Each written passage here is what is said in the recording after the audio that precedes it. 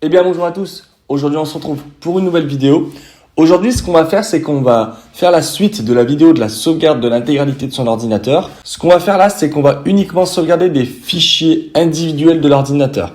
Par exemple vous avez un dossier que vous nommez je sais pas photos, documents etc. et vous souhaitez le sauvegarder régulièrement. Au lieu de passer par tout le process de sauvegarder l'intégralité, là on va uniquement sauvegarder ces fichiers là. Donc vous avez uniquement besoin d'un disque dur. Donc ce disque dur il va permettre de pouvoir stocker les sauvegardes. La première partie de la vidéo du coup a été tournée pour l'autre vidéo. Ça reste le même principe, c'est pour télécharger l'outil d'installation. Donc du coup je vous laisse sur cette partie là et puis on se retrouve juste après. Donc pour ce faire, on se retrouve du coup devant un PC en Windows 10. Ce qu'on va faire, c'est qu'on va ouvrir un navigateur internet et on va se rendre sur ce site-là. Donc le lien du coup sera en description de la vidéo. Donc vous cliquez dessus, vous allez tomber directement sur cette page-là. Donc l'outil, donc c'est Vim Agent pour Windows. C'est un outil qui est gratuit, 100% gratuit. Uniquement pour le téléchargement, il faut juste renseigner une adresse mail qui est valide. Donc vous renseignez votre adresse mail, vous allez recevoir un code de confirmation par mail. Vous renseignez le code et le téléchargement va se lancer automatiquement. Donc pour ce faire, du coup, vous allez cliquer sur télécharger. On met du coup une adresse valide. Donc pour ma part, je vais mettre mon adresse perso. Donc le nom de la société, on met n'importe quoi. Et la région, je crois qu'on n'est pas spécialement obligé. Donc là, on coche pas la case pour avoir du coup les informations d'actualité, etc. On coche pas. Ok, donc on est quand même obligé de mettre un nom et un prénom. Bon, on met n'importe quoi. On fait tester maintenant. Ok, donc je viens de recevoir le code. Donc on va le renseigner juste ici. On va faire vérifier. Ok, donc on se retrouve du coup sur cette page-là. Ce qu'on va faire, c'est qu'on va pas prendre la version Vim Backup and Replication. On va prendre la version Vim Agent Autonome pour Windows. On fait télécharger. Donc le téléchargement est plus ou moins long. Tout dépend de la connexion et la rapidité de votre ordinateur.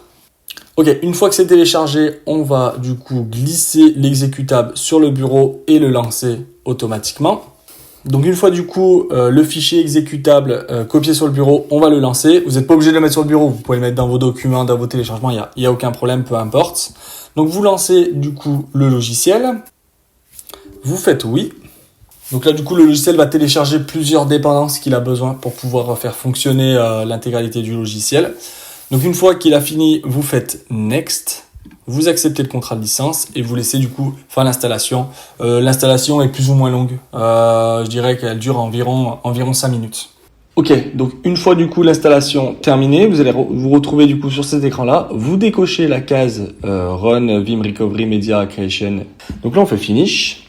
Donc le logiciel du coup va s'installer en bas à droite. On va faire un clic droit dessus, on va faire Contrôle Panel. Donc là il nous demande si on a une licence, si on va installer une licence. Nous on n'en a pas donc on fait non. On clique sur les 3 traits en haut à gauche, on crée une nouvelle tâche. Donc pour ma part, je vais la nommer tâche de sauvegarde des documents. On fait suivant.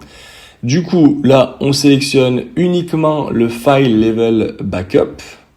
On fait suivant. Et là, du coup, on va sélectionner le dossier qu'on souhaite sauvegarder. Donc il y a plusieurs choses.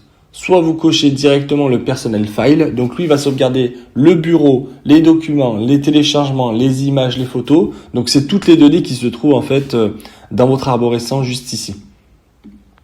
Tout ce qui se trouve ici. Si vous avez vos données ici et vous avez uniquement vos données là avec le bureau, vous cliquez du coup ici et tous les dossiers personnels vont être pris en compte. Si vous souhaitez pas tout sauvegarder et uniquement un dossier très spécifique, je sais pas, qui se trouve sur votre bureau, sur vos documents, en fait, vous naviguez dans l'arborescence. Donc, vous ouvrez du coup votre disque local C. Vous cliquez sur User. Vous sélectionnez votre utilisateur de votre session. Donc, généralement, c'est le nom qui est affiché juste ici. Pour ma part, c'est Hugo.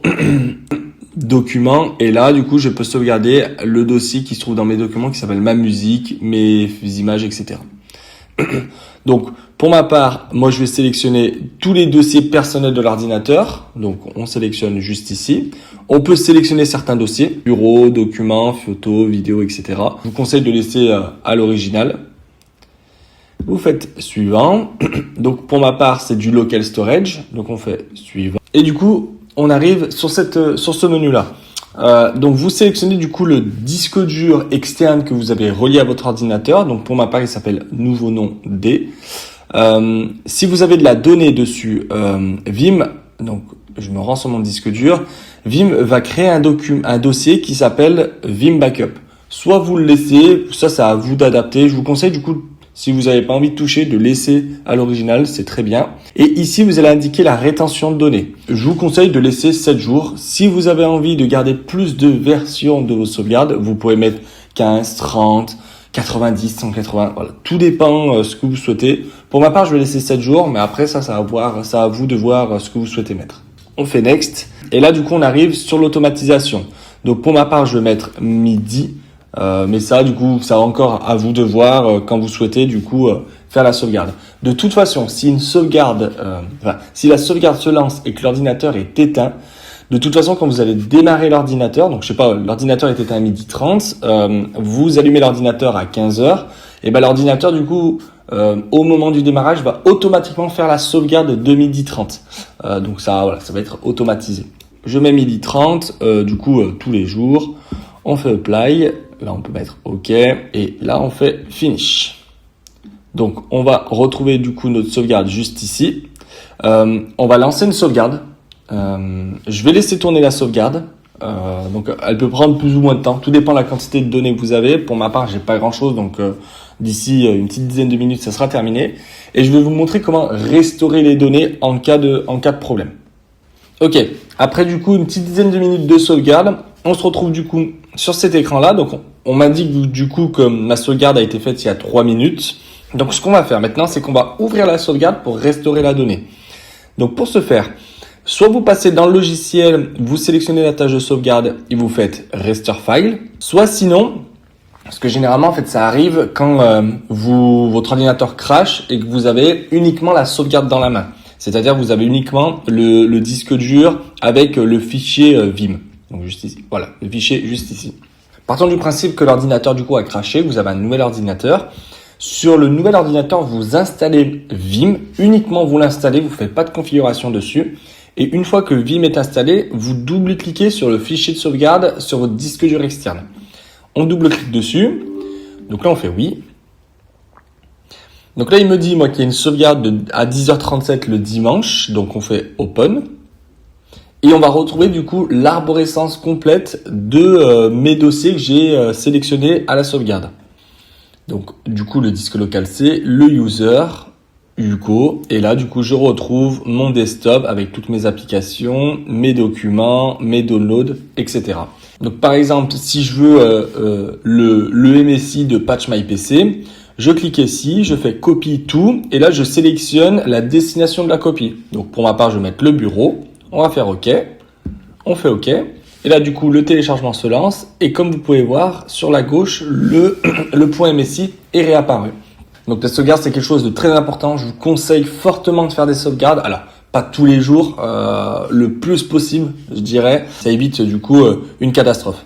J'espère que la vidéo vous aura plu, n'hésitez pas à commenter, partager, mettez des j'aime, et puis on se retrouve à la prochaine, salut!